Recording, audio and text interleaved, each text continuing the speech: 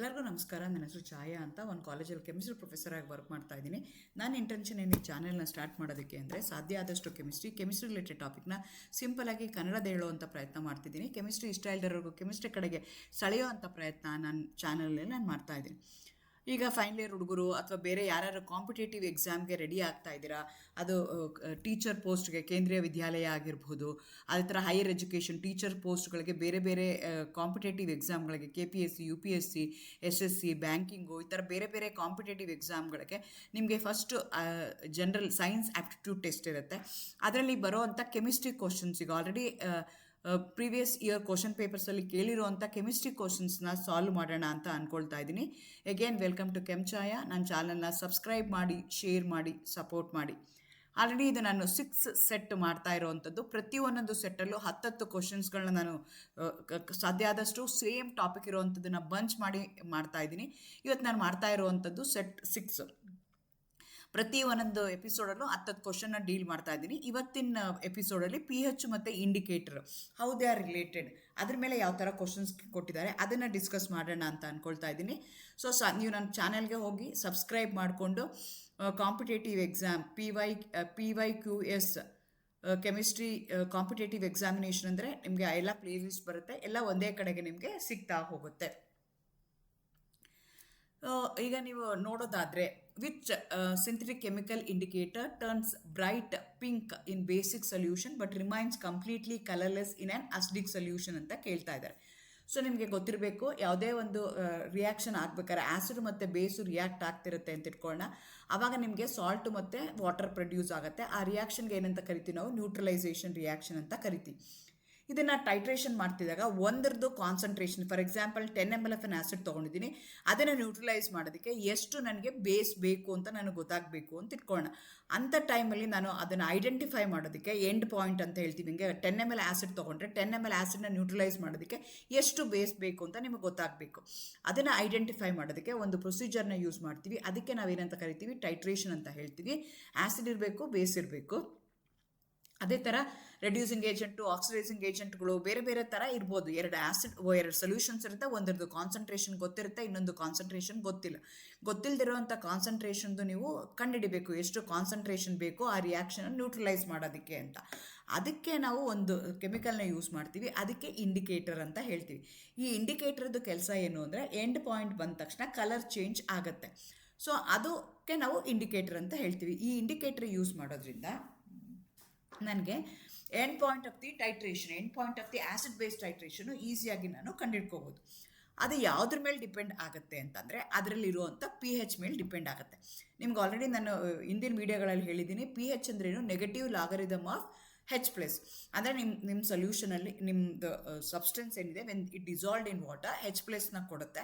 ಆ H+ ಎಷ್ಟಿದೆ ನಿಮ್ಮ ಸೊಲ್ಯೂಷನ್ ಮೇಲೆ ಅನ್ನೋದ್ರ ಮೇಲೆ ನಾವೇನು ಮಾಡ್ತಾ ಹೋಗ್ತೀವಿ, PHನ ಹೇಳ್ತೀವಿ. PH ಸ್ಕೇಲ್ ಅಂತ ಹೇಳ್ತೀವಿ. ಅದು ಏನು ಅಂದರೆ 0 to 14 ಇರುತ್ತೆ. 0 to 6.9 ಇದ್ದರೆ ಅಸಿಡಿಕ್ ಅಂತ ಹೇಳ್ತೀವಿ. ಎಕ್ಸಾಕ್ಟ್ಲಿ 7 ಇದ್ದರೆ ನ್ಯೂಟ್ರಲ್ ಅಂತ ಹೇಳ್ತೀವಿ. 7.1 14 ತನಕ ಇದ್ದರೆ ಬೇಸಿಕ್ ಅಂತ ಹೇಳ್ತೀವಿ. ಸೊ ನಿಮ್ಮದು ಎಂಡ್ ಪಾಯಿಂಟುದು PH ಎಷ್ಟಿದೆ ಆ ಬೇಸ್ ಮೇಲೆ ನಾನು ಯಾವ ಇಂಡಿಕೇಟರ್ನ ಯೂಸ್ ಮಾಡಬೇಕು ಅಂತ ಯೋಚನೆ ಮಾಡಬೇಕಾಗತ್ತೆ. ಇಲ್ಲಿ ಅವರು 4 ಇಂಡಿಕೇಟರ್ನ ಕೊಟ್ಟಿದ್ದಾರೆ. ಒಂದು ಲಿಟ್ಮಸ್ ಸೊಲ್ಯೂಷನ್ ಕೊಟ್ಟಿದ್ದಾರೆ, 2ನೇದು ಮೀಥೈಲ್ ಆರೆಂಜ್ ಕೊಟ್ಟಿದ್ದಾರೆ, 3ನೇದು ಫಿನಾಫ್ಥಲೀನ್ ಕೊಟ್ಟಿದ್ದಾರೆ, 4ನೇದು ಥೈಮಾಲ್ ಬ್ಲೂ ಕೊಟ್ಟಿದ್ದಾರೆ. ಇದು ಎಲ್ಲನೂ ಏನು ಮಾಡ್ತವೆ ಅಂದರೆ, ಈ ಇಂಡಿಕೇಟರ್ಸ್ಗಳು ಆ್ಯಸಿಡಲ್ಲಿ ಒಂದು ಕಲರ್ ಕೊಡ್ತಿರ್ತವೆ, ಬೇಸಿಕ್ ಅಂದರೆ ಆಲ್ಕಲೈನ್ ಮೀಡಿಯಾದಲ್ಲಿ ಒಂದು ಕಲರ್ ಕೊಡ್ತಿರ್ತವೆ. ಸೊ ನಿಮಗೆ H+ ಈಗ ಫಾರ್ ಎಕ್ಸಾಂಪಲ್ H+ ಕಂಟೆಂಟು ಕಡಿಮೆ ಆಗ್ತಿದೆ ಅಂದರೆ ಕಲರು ಬೇರೆ ಆಗ್ತಾ ಹೋಗುತ್ತೆ. ಯಾವಾಗ ಕಂಪ್ಲೀಟ್ಲಿ 0 ಆಗುತ್ತಲ್ಲ ಆವಾಗ ನಿಮಗೆ ಇನ್ನೊಂದು ಕಲರ್ ಬರುತ್ತೆ. ಸೊ ಆ ಬೇಸಿಸ್ ಮೇಲೆ ನಾವು ಯಾವ ಇಂಡಿಕೇಟರ್ನ ಯೂಸ್ ಮಾಡಬೇಕು ಅಂತ ಕೇಳ್ತಾ ಇದ್ದಾರೆ. ಅದು which going to give me the bright pink in basic solution ಅಂತ ಹೇಳ್ತಿದ್ದಾರೆ. Answer is phenolphthalein. ನಾನು ಹೇಳ್ದಂಗೆ ಈ 4 ನಾವು ಇಂಡಿಕೇಟ್ರಾಗೆ ಯೂಸ್ ಮಾಡ್ತೀವಿ. ಈ 4 ಏನು ಮಾಡುತ್ತೆ, ಆ್ಯಸಿಡ್ ಸೊಲ್ಯೂಷನಲ್ಲಿ ಒಂದು ಕಲರ್ ಕೊಡುತ್ತೆ, ಬೇಸಿಕ್ ಸೊಲ್ಯೂಷನಲ್ಲಿ ಒಂದು ಕಲರ್ ಕೊಡುತ್ತೆ. ನೀವು ಫಿನಾಫ್ಥಲೀನ್ನ ತೊಗೊಂಡ್ರೆ ಫಿನಾಫ್ಥಲೀನು ಅಸಿಡಿಕ್ ಸೊಲ್ಯೂಷನಲ್ಲಿ ಅದೇನಾಗಿರುತ್ತೆ ಅಂತಂದರೆ ಕಲರ್ಲೆಸ್ ಆಗಿರುತ್ತೆ. ಬೇಸಿಕ್ ಸೊಲ್ಯೂಷನಲ್ಲಿ ಅದೇನಾಗಿರುತ್ತೆ, ಪಿಂಕ್ ಕಲರ್ ಸೊಲ್ಯೂಷನ್ ಬಂದಿರುತ್ತೆ. ನ್ಯೂಟ್ರಲಲ್ಲೂ ಅದೇನಾಗಿರುತ್ತೆ ಅಂದರೆ ಕಲರ್ಲೆಸ್ ಆಗಿರುತ್ತೆ. ಸೊ ಅಸಿಡಿಕ್ <0 ಇತ್ತು ಅಂತ ತಿಳ್ಕೊಳ್ಳೋಣ, PH <0 ಬಂತು ಅಂದರೆ ಅವಾಗ ಅದು ಅಸಿಡಿಕ್ ಆಗಿರುತ್ತೆ. 7 ಇತ್ತು ಅಂತಂದರೆ ನ್ಯೂಟ್ರಲ್ ಆಗುತ್ತೆ, 8.3 ಇತ್ತು ಅಂತಂದರೆ ಅವಾಗ ಅದೇನಾಗುತ್ತೆ, ಸ್ಲೈಟ್ಲಿ ಆಲ್ಕಲೈನ್ ಪಿಂಕ್ ಕಲರ್ ಬರುತ್ತೆ.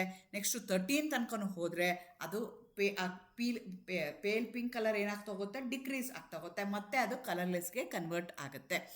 ಸೊ ಹಾಗಾಗಿ ಇದಕ್ಕೆ ಆನ್ಸರ್ ಏನು ಅಂದರೆ phenolphthalein. Phenolphthalein is completely colourless in acidic medium and neutral solution. pH is less than 8.2. However, as soon as the environment becomes basic, 8.2 to 10, its molecular structure shifts and turns into a vibrant magenta pink ಆಗಿ ಅದು convert ಆಗುತ್ತೆ. ಅದೇ ಥರ ನಾನು ಹೇಳ್ದಂಗೆ ಬೇರೆ ಬೇರೆ ಇಂಡಿಕೇಟರ್ಗಳು, ಆ್ಯಸಿಡಲ್ಲಿ ಒಂದು ಕಲರ್ ಕೊಡುತ್ತೆ, ಬೇಸಿಕಲ್ಲಿ ಒಂದು ಇಂಡಿಕೇಟರ್ ಕಲರ್ ಕೊಡುತ್ತೆ ಅಂತ ಹೇಳಿದೆ. ಲಿಟ್ಮಸ್ ಸೊಲ್ಯೂಷನ್ ಏನಾದರೂ ಇತ್ತು ಅಂದರೆ ಆ್ಯಸಿಡಲ್ಲಿ ಅದೇನಾಗುತ್ತೆ, ರೆಡ್ ಕಲರ್ ಇರುತ್ತೆ. ಆ್ಯಕ್ಚುಲಿ ಲಿಟ್ಮಸ್ ಕಲರ್ ಯಾವ ಕಲರ್ ಇರುತ್ತೆ ಅಂದರೆ ಡಾರ್ಕ್ ಬ್ಲೂ ಕಲರ್ ಇರುತ್ತೆ ಆ ಸೊಲ್ಯೂಷನು. ಅದನ್ನು ಆ್ಯಸಿಡ್ಗೆ ಹಾಕಿದ ತಕ್ಷಣ ಅದು ರೆಡ್ ಆಗುತ್ತೆ, ಆಲ್ಕಲಿಗೆ ಹಾಕಿದ್ರೆ ಅದೇನಾಗುತ್ತೆ, ಬ್ಲೂ ಆಗುತ್ತೆ. ಇಲ್ಲಿ ತೋರಿಸಿದ್ದೀನಿ ನೋಡಿ, ಅಂದರೆ ಬ್ಲೂ ಕಲರೇ ಇರುತ್ತೆ. ಆ ಬ್ಲೂ ಕಲರ್ ಏನಾಗುತ್ತೆ, ಆ blue colour remains blue only in alkali, in basic medium. ಆದರೆ ಅದನ್ನು ಲಿಟ್ಮಸ್ನ ನೀವೇನಾದರೂ ಆ್ಯಸಿಡ್ಗೆ ಹಾಕಿದ್ರೆ ಅವಾಗ ಅದೇನಾಗುತ್ತೆ, ರೆಡ್ ಕಲರ್ ಆಗಿ ಚೇಂಜ್ ಆಗುತ್ತೆ. ಚಿತ್ರದಲ್ಲಿದೆ ನೋಡಿ. ಆ ಥರ ಮೀಥೈಲ್ ಆರೆಂಜು ಏನು ಮಾಡುತ್ತೆ ಅಂದರೆ ಆರೆಂಜ್ ಕಲರ್ ಇರುತ್ತೆ ಅಥವಾ ರೆಡ್ಡಿಶ್ ಆರೆಂಜ್ ಕಲರ್ ಇರುತ್ತೆ. ಅದು ಆ್ಯಸಿಡಲ್ಲಿ ಕಲರ್ ಚೇಂಜ್ ಆಗಲ್ಲ, ಆದರೆ ಆಲ್ಕಲಿಗೆ ಹಾಕಿದ ತಕ್ಷಣ ಅದೇನಾಗುತ್ತೆ, ಯೆಲ್ಲೋ ಕಲರ್ ಆಗುತ್ತೆ. ಅದೇ ಥರ ಫಿನಾಫ್ಥಲೀನು ಆ್ಯಸಿಡ್ ಮೀಡಿಯಮಲ್ಲಿ ಕಲರ್ಲೆಸ್ ಆಗಿರುತ್ತೆ, ಆಲ್ಕಲಿ ಮೀಡಿಯಮಲ್ಲಿ ಪಿಂಕ್ ಆಗುತ್ತೆ. ಅದೇ ಹಿಂದಿನ ಎಕ್ಸಾಂಪಲ್ ನಾನು ಕೊಟ್ಟಿರುವಂಥದ್ದು. ಅದೇ ಥರ ಬ್ರೋಮೋಥೈಮಾಲ್ ಬ್ಲೂ, ಅದು ಬ್ಲೂ ಕಲರ್ ಇರುತ್ತೆ, ಆ್ಯಸಿಡ್ ಮೀಡಿಯಮಲ್ಲಿ ಯೆಲ್ಲೋ ಆಗುತ್ತೆ, ಆಲ್ಕಲಿ ಮೀಡಿಯಮಲ್ಲಿ ಅದು ಬ್ಲೂ ಆಗುತ್ತೆ. ಈ ರೀತಿಯಾದಂಥ ಕ್ವಶನ್ಸ್ಗಳನ್ನ ಕೇಳ್ತಾರೆ. ಯಾವ್ಯಾವ ಇಂಡಿಕೇಟ್ರು ಯಾವ್ಯಾವ ಮೀಡಿಯಮಲ್ಲಿ ಯಾವ್ಯಾವ ಕಲರ್ ಕೊಡುತ್ತೆ ಅಂತ ನಿಮಗೆ ಗೊತ್ತಿರಬೇಕು.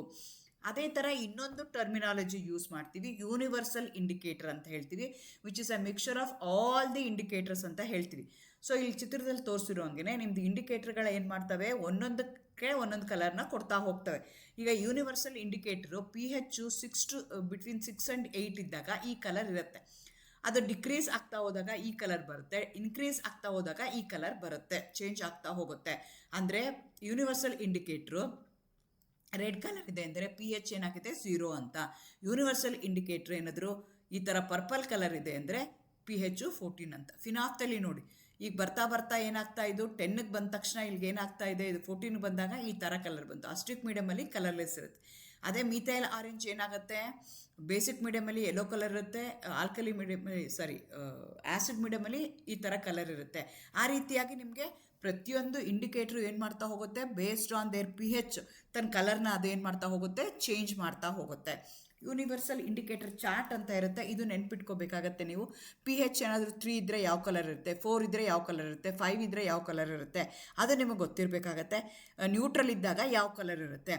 ಆ ಬೇಸಿಸ್ ಮೇಲೆ ಸುಮಾರು ಕ್ವಶನ್ಸ್ಗಳನ್ನ ಕೇಳ್ತಾರೆ. ಅದಕ್ಕೆ ನಿಮಗೆ ಆನ್ಸರ್ ಮಾಡಬೇಕು ಅಂತಂದರೆ ಈ ಪಾಯಿಂಟ್ಗಳು ನಿಮಗೆ ಗೊತ್ತಿರಬೇಕು.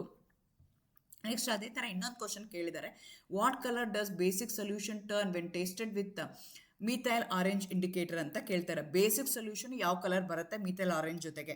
ನಿಮಗೆ ಗೊತ್ತು ಮೀಥೈಲ್ ಆರೆಂಜ್ ನಮಗೆ pH ಇಂಡಿಕೇಟರ್ ಅಂತ ಕರಿತೀವಿ. ಅದನ್ನು ಅದೇನು ಮಾಡುತ್ತೆ ಅಥವಾ ಆ್ಯಸಿಡ್ ಬೇಸ್ ಇಂಡಿಕೇಟರ್ ಅಂತಲೂ ಕರೀತಾರೆ. Orange turns red in strongly acidic solution but transition to clear yellow when introduced a basic or alkaline media. So ಹಾಗಾಗಿ ಆನ್ಸರ್ ಏನಾಗ್ತಿದೆ, ಯೆಲ್ಲೋ ಅಂತ ಆಗ್ತಿದೆ. ಅದೇ ಥರ which of the following chemical indicators is best suited for detecting the end point of the titration involving a weak acid, that is acetic acid and a strong base sodium hydroxide ಅಂತ ಕೇಳ್ತಾ ಇದ್ದಾರೆ. Weak acid ಮತ್ತು strong ಬೇಸು ನಿಮಗೆ combine ಆದಾಗ ಯಾವ pH ಬರುತ್ತೆ, base ಬರುತ್ತೆ, ಆ ಬೇಸ್ ಸಾಲ್ಟ್ ಬರುತ್ತೆ, ಸಾಲ್ಟ್ದು pH ಏನಿದೆ ಆ ಬೇಸಿಸ್ ಮೇಲೆ ನೀವು ಯಾವ ಇಂಡಿಕೇಟರ್ನ ಯೂಸ್ ಮಾಡಬೇಕು ಅಂತ ನೋಡಬೇಕಾಗತ್ತೆ. ಮೀಥೈಲ್ ಆರೆಂಜ್ ಅವರೇ pH ರೇಂಜ್ ಕೊಟ್ಟಿದ್ದಾರೆ, 3.1 to 4.4 ಅಂತ ಹೇಳ್ತಿದ್ದಾರೆ. ಫಿನಾಫ್ಥಲಿನ್ 8.3 to 10 ಅಂತ ಹೇಳ್ತಾ ಇದ್ದಾರೆ. ಅದೇ ಥರ ಬ್ರೋಮೋಕ್ರಸಲ್ ಗ್ರೀನ್ 3.8 to 5.4 ಅಂತ ಹೇಳ್ತಾ ಇದ್ದಾರೆ. ಥೈಮಾಲ್ ಬ್ಲೂ 1.2 to 2.8 ಅಂತ ಹೇಳ್ತಾ ಇದ್ದಾರೆ. ಸೊ ನೀವೇನು ಮಾಡ್ತಾ ಇದ್ದೀರಾ, ಸ್ಟ್ರಾಂಗ್ ಆ್ಯಸಿಡ್ನ ವೀಕ್ ಬೇಸ್ನ ಮಿಕ್ಸ್ ಮಾಡ್ತಾ ಇದ್ದೀರಾ, ಸಾಲ್ಟ್ ಬರ್ತಾ ಇದೆ.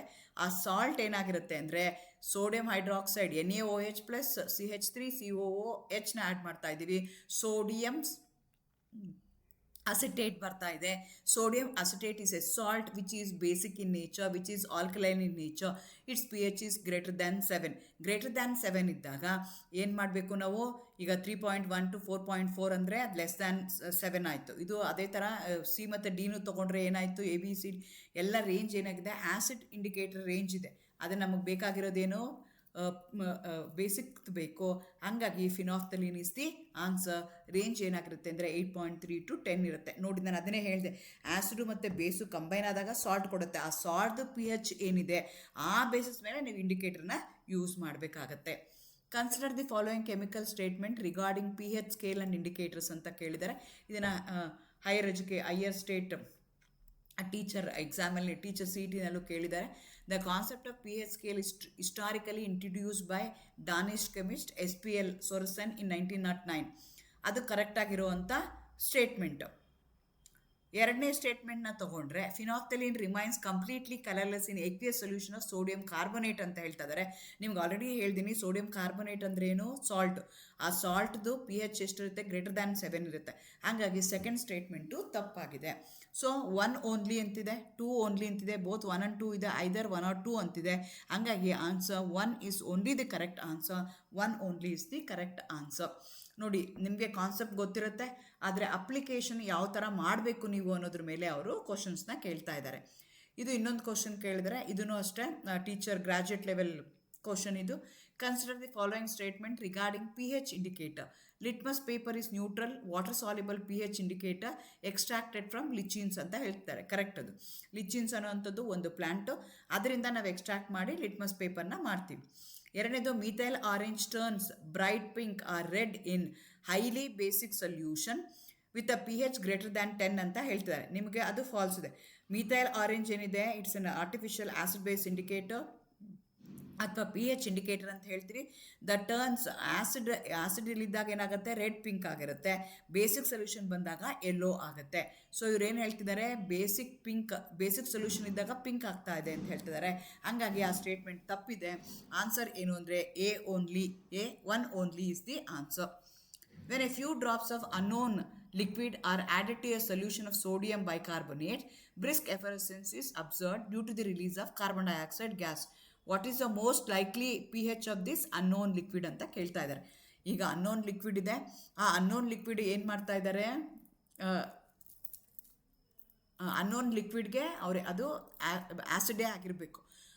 ಬಿಕಾಸ್ ಅದು ಆ್ಯಸಿಡ್ ಏನು ಮಾಡ್ತಿದೆ, ಬೇಸ್ ಜೊತೆಗೆ ರಿಯಾಕ್ಟ್ ಆದಾಗ ಕಾರ್ಬನ್ ಡೈಆಕ್ಸೈಡ್ನ ರಿಲೀಸ್ ಮಾಡ್ತಾ ಇದೆ.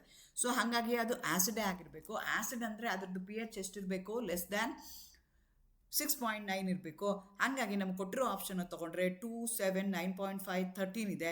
7, 9.5, 13 ಎಲ್ಲ ಹೈಯರ್ ಬೇಸಿಕ್ ಸೊಲ್ಯೂಷನ್ಸ್ ಆಗ್ತಿದೆ. ಹಾಗಾಗಿ answer will be the 2 is the answer. ನೋಡಿ, ಅಂದರೆ ಡೈರೆಕ್ಟಾಗಿ ಕ್ವಶನ್ ಕೇಳ್ದಲೆ ಇಂಡೈರೆಕ್ಟಾಗಿ ಅಪ್ಲಿಕೇಶನ್ ಕೇಳ್ತಾ ಇದ್ದಾರೆ. ಆ್ಯಸಿಡು ಬೇಸ್ ಜೊತೆಗೆ ರಿಯಾಕ್ಟ್ ಆದಾಗ ಸಾಲ್ಟ್ನ ಕೊಡ್ತಾ ಇದೆ. ಆ ಸಾಲ್ಟ್ ಏನು ಮಾಡ್ತಾ ಇದೆ, ಎಫರೋಸೆನ್ಸ್ನ ಕೊಡ್ತಾ ಇದೆ. ಎಫರೋಸೆನ್ಸ್ ಕೊಡ್ತಾ ಇದೆ ಅಂತಂದರೆ ನಮಗೆ ದ ಅನ್ನೋನ್ ಸೊಲ್ಯೂಷನ್ ಸಬ್ಸ್ಟೆನ್ಸ್ ಏನಾಗಿರಬೇಕು, ಆ್ಯಸಿಡೇ ಆಗಿರಬೇಕು. ಆ್ಯಸಿಡೇ ಆಗಿದೆ ಅಂದರೆ ಅದ್ರ pH ಏನಾಗಿರಬೇಕು, <7 ಆಗಿರಬೇಕು. Consider the following statement regarding the behaviour of acids and basis in water ಅಂತ ಕೇಳ್ತಾ ಇದ್ದಾರೆ. Dry hydrochloric acid gas will instantly change the dry blue litmus paper two red ಅಂತ ಕೇಳ್ತಾ ಇದ್ದಾರೆ. ಡ್ರೈ ಹೈಡ್ರೋಕ್ಲೋರಿಕ್ ಆಸಿಡ್ ಅಂದರೆ ಅದರಲ್ಲಿ ನೀರು ಅಂಶನೇ ಇಲ್ಲ. ಸೊ ನಿಮಗೆ ಕಲರ್ ಚೇಂಜ್ ಆಗಬೇಕು ಲಿಟ್ಮಸ್ ಪೇಪರ್ ಅಂದರೆ ಅದು ಮಾಯಿಸ್ಟ್ ಲಿಟ್ಮಸ್ ಪೇಪರ್ ಆಗಿರಬೇಕು. ಇಲ್ಲ, ಡ್ರೈ ಲಿಟ್ಮಸ್ ಪೇಪರ್ ಅಂತ ಹೇಳ್ತಾ ಇದ್ದಾರೆ, ಡ್ರೈ ಹೈಡ್ರೋಕ್ಲೋರಿಕ್ ಆಸಿಡ್ ಅಂತ ಹೇಳ್ತಾ ಇದ್ದಾರೆ. ಹಾಗಾಗಿ ಯಾವುದೇ ಕಾರಣಕ್ಕೆ ಅದೇನು ಮಾಡುತ್ತೆ, ಕಲರ್ ಚೇಂಜ್ ಆಗಲ್ಲ. ವಾಟರ್ ಇರಲೇಬೇಕು, ಮಾಯಿಶ್ಚರ್ ಇರಬೇಕು. ನನಗೆ ಸಲ್ಫ್ಯೂರಿಕ್ ಆ್ಯಸಿಡಲ್ಲಿ ವಾಟರ್ ಕಂಟೆಂಟ್ ಇರಬೇಕು, ಇಲ್ಲ ಅಂದರೆ ಲಿಟ್ಮಸ್ ಪೇಪರಲ್ಲಿ ವಾಟರ್ ಕಂಟೆಂಟ್ ಇರಬೇಕು. ಸೊ ನೋಡಿ, ಎಷ್ಟು ಟ್ರಿಕ್ಕಿಯಾಗಿ ನಿಮ್ಮನ್ನು ಸಿಕ್ಸೋದಕ್ಕೆ ಲೂಪ್ ಥರ ಕ್ವಶನ್ನ ಅವರು ಕೇಳಿದ್ದಾರೆ. ಅದಂಗಾಗಿ first one is the wrong statement. The dilution of the concentrated acid with water is highly endothermic process requiring continuous external heating ಅಂತ ಹೇಳ್ತಾ ಇದ್ದಾರೆ. ಈ ಸ್ಟೇಟ್ಮೆಂಟೂ ತಪ್ಪಾಗುತ್ತೆ. Mixing a concentrated acid to water is highly exothermic reaction. ಅದಕ್ಕೆ ನಾವು ಹೇಳ್ತೀವಿ ಯಾವುದೇ ಕಾರಣಕ್ಕೆ ಆ್ಯಸಿಡ್ನ ವಾಟರ್ಗೆ ಆ್ಯಡ್ ಮಾಡೋಂಗಿಲ್ಲ ಅಂತ ನಾವು ಹೇಳ್ತೀವಿ. Because it's highly exothermic reaction. Concentrated ಆ್ಯಸಿಡ್ನ ಏನಾದರೂ ನೀವು ವಾಟರ್ಗೆ ಹಾಕಿದ್ರೆ ವಾಟರ್ನ ಆ್ಯಸಿಡ್ಗೆ ಹಾಕ್ಬೋದು, ಆದರೆ ಟ್ರಿಪಲ್ ಎ ಅಂತ ಹೇಳ್ತೀವಿ. Always add acid to alkali ಅಂತ ಹೇಳ್ತೀವಿ. ಸೊ ಹಾಗಾಗಿ ನೀವೇನು ಮಾಡಬೇಕಾಗತ್ತೆ, ಎಂಡೋಥರ್ಮಿಕ್ ರಿಯಾಕ್ಷನ್ ಅಲ್ಲ, ಅದು ಎಕ್ಸೋಥರ್ಮಿಕ್ ರಿಯಾಕ್ಷನ್. ಇಲ್ಲಿ ಎಂಡೋಥರ್ಮಿಕ್ ರಿಯಾಕ್ಷನ್ ಅಂತ ಹೇಳ್ತಿದ್ದಾರೆ. ಹಾಗಾಗಿ both 1 and 2 statements are wrong. ಹಾಗಾಗಿ neither 1 or 2. Consider the following statement regarding and which of the statement will give you is are correct ಅಂತ ಕೇಳ್ತಾರೆ. ಕರೆಕ್ಟ್ ಆಗಿರೋವಂಥದ್ದು ಯಾವುದು, ಕರೆಕ್ಟ್ ಆಗ್ತಾ ಇರೋದು ಯಾವುದೂ ಇಲ್ಲ. ಎರಡೂ ಕರೆಕ್ಟ್ ಆಗಿದ್ರೆ ಬೋತ್ 1 and 2 ಹೇಳಬೇಕಾಯ್ತು. ಎರಡೂ ಕರೆಕ್ಟ್ ಆಗಿಲ್ಲ, ನೈದರ್ 1 or 2 ಅಂತ ನಾವು ಹೇಳಬೇಕಾಗತ್ತೆ.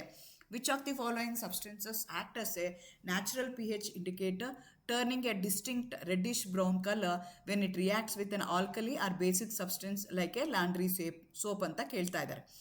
ಸೊ ನೋಡಿ, ಎಗೇನ್ ಇಂಡಿಕೇಟರ್ಸ್ ಅಂತಂದರೆ ನಾವು ಲ್ಯಾಬಲ್ಲಿ ಯೂಸ್ ಮಾಡ್ತಾ ಇರೋದಕ್ಕೆ ಸಿಂಥೆಟಿಕ್ ಅಂತ ಕರಿತೀವಿ. ಇದೇನು acid base indicator, pH indicator, ಇವಕ್ಕೆಲ್ಲ ನಾವೇನಂತ ಕರಿತೀವಿ, ಸಿಂಥೆಟಿಕ್ ಇಂಡಿಕೇಟರ್ಸ್ ಅಂತ ಕರಿತೀವಿ. ಅದೇ ಥರ ಕೆಲವೊಂದು ಇಂಡಿಕೇಟರ್ಸ್ ಇದೆ, those indicators are natural indicator. For example, ನಮಗೆ ಟರ್ಮರಿಕ್ ಪೇಸ್ಟ್ ಇದೆ.